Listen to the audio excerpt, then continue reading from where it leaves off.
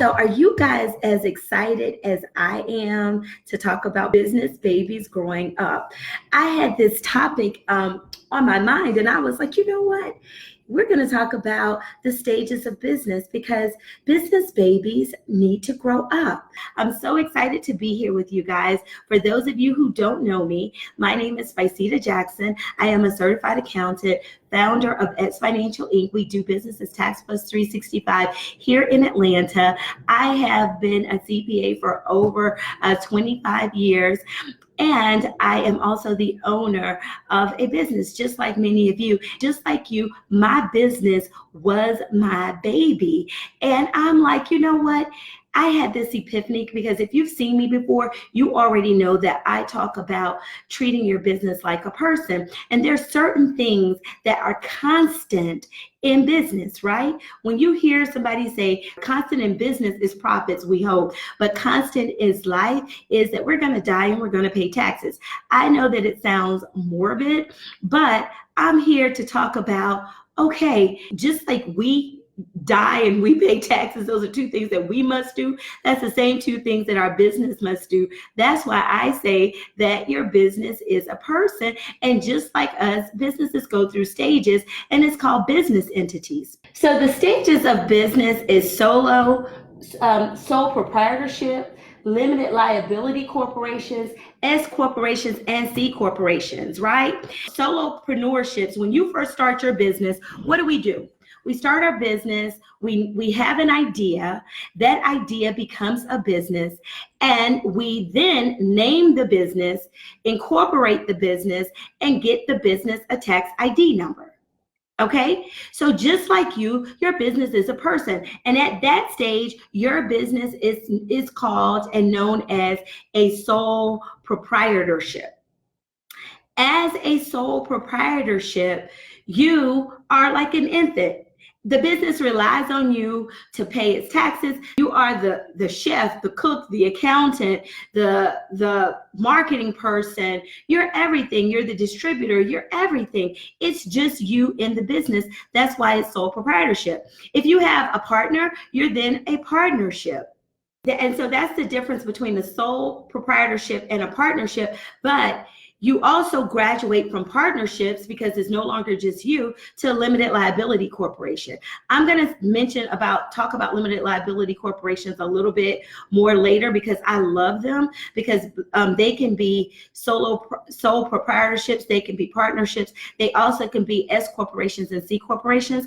But as we're talking about the stages of the business, what different stages do businesses go through?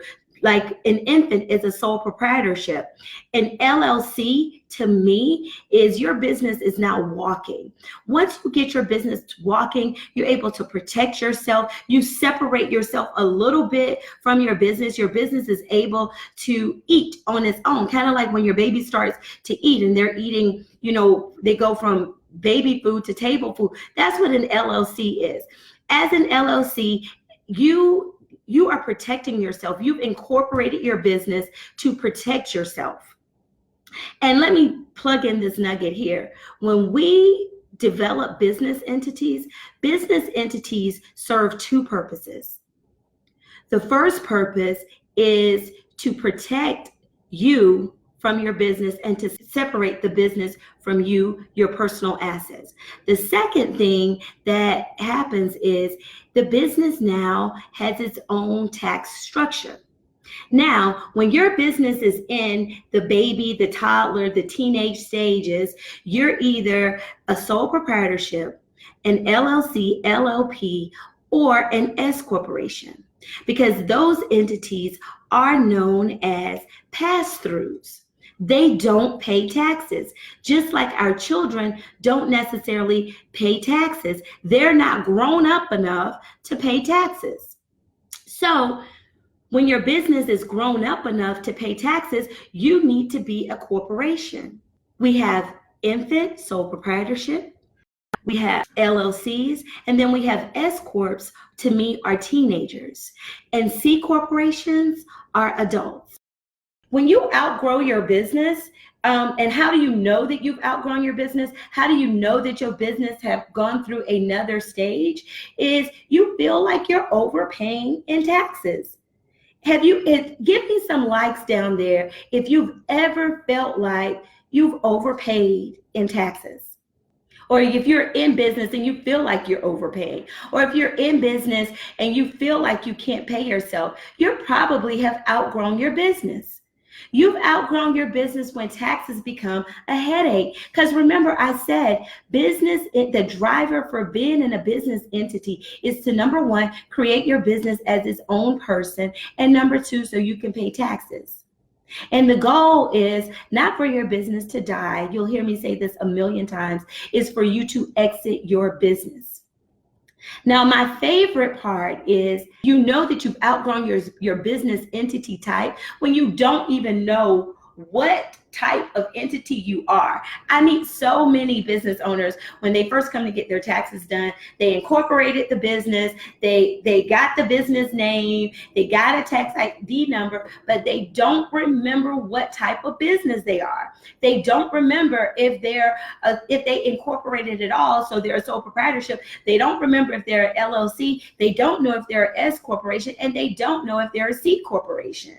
You're in the wrong business type if you don't even know what you are. If you're a C corporation and you don't even know that you're a C corporation, that's a problem. You're setting yourself up for tax problems and tax headaches.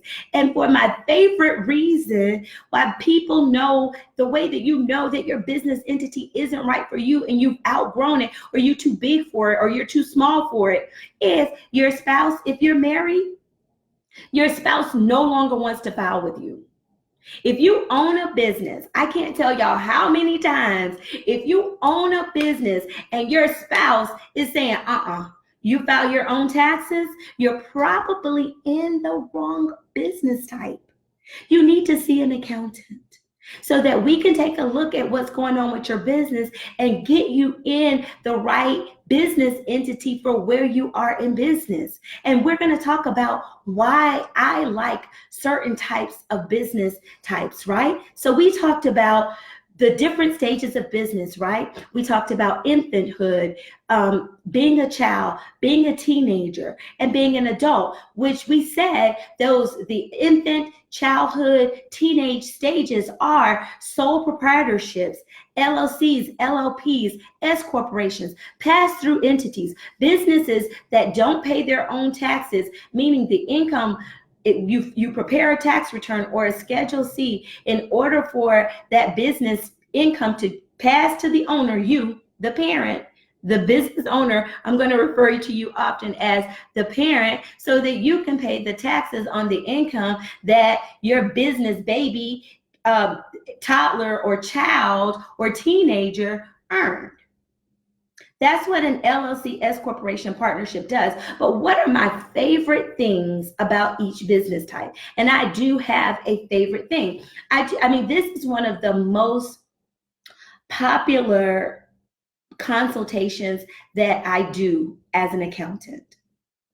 You guys give me some likes in the comment section if you are a business, if you have a business entity, and if no matter where you are in your business, tell me, is what I'm saying, is this helping? Have I dropped any new knowledge for you? Have I made you wonder, you know what, am I in the right business type for where I am in business? Let me know. Let me know if I'm just talking in vain or if you guys are totally getting this. And if you're watching this on replay, do me a favor, hit hashtag or pound replay so that I know that you were here, or just enter replay in the comment sections. Let me know the name of your business, and just tell me where you're from and where you're catching us from.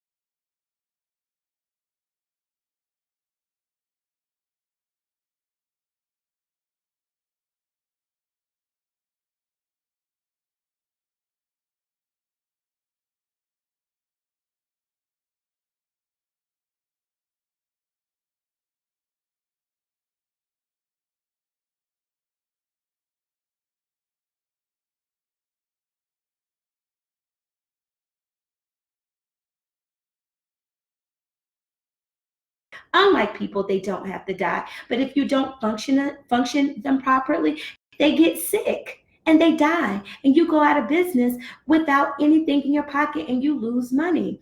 It's because you didn't nurture your business. You didn't learn the language of business. You have to know that the language of business is numbers. Businesses talk. Your business has a voice.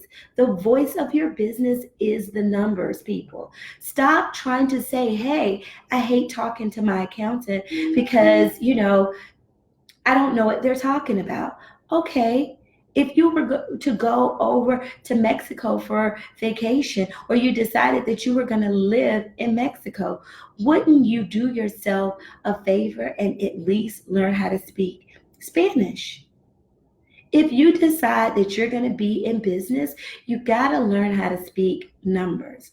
Numbers is the language of business.